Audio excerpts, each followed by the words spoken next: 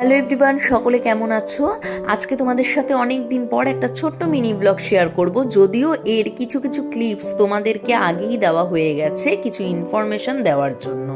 তো আজকে আমি তোমাদের শেয়ার করব পশ্চিমবঙ্গ রাজ্য হস্তশিল্প মেলায় আমরা সেদিনকে চলে গিয়েছিলাম এবং সেখানে গিয়ে প্রথমেই মেলার বাইরের প্রাঙ্গণ থেকে একটু চা খেয়ে নিলাম।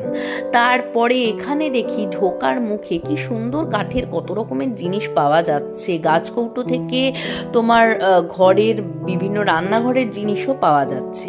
এবং তারপরে দেখো এই যে পাখাগুলো তৈরি হচ্ছে, ওরা ওখানে বসে বসেই পাখাগুলো আঁকছে এবং সেই সমস্ত জিনিসগুলো কিন্তু তোমরা র মেটেরিয়ালস হিসেবেও পাচ্ছ। যেমন হচ্ছে দেখো পটশিল্পের এত কিছু কিছু জিনিসপত্র বিক্রি হচ্ছে, সেগুলো আবার যে মেটেরিয়ালের ওপর বিক্রি হচ্ছে সেই মেটেরিয়ালগুলো এমনিও কিনতে পাওয়া যাচ্ছে। তোমরা কিন্তু কিনে নিয়ে সেগুলো বাড়িতে যদি চেষ্টা করো সেটাও করতে পারো। অর্থাৎ অনেকেই তো আছো আর্টিস্ট যারা এই ধরনের আঁকা করে থাকো, তো তারা কিন্তু এই ধরনের কাঠের জিনিস কিনে নিয়ে গিয়ে ওদের মতোই আঁকতে পারো এবং সেল করতে পারো।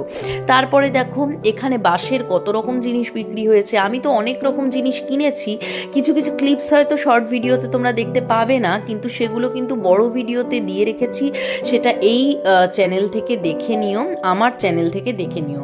তারপরে দেখো এইখানে খুব সুন্দর করে এই দাদাটি বাজনাটি বাজাচ্ছিল এবং সেটার আলাদা রকমভাবে কিন্তু আমার ভিডিও দেওয়া হয়ে গেছে, তাই এখানে আর আলাদা করে দিলাম না।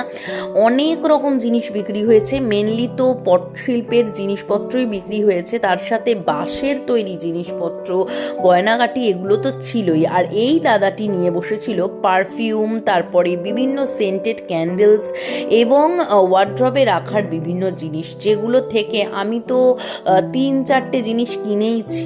তো এই রকমভাবে অনেক কিছু আমার কেনাকাটা হয়েছে, বড় ভিডিওতে তোমরা দেখতে পাবে, কেনাকাটার আলাদা একটা ছোট ভিডিও আসবে। তারপরে আমরা চলে গেছিলাম সিসি2তে এবং এখানে এসে বাকি সময়টা কাটিয়েছিলাম। এই সময়টা আমি ওয়েট করছিলাম খাবারের জন্য।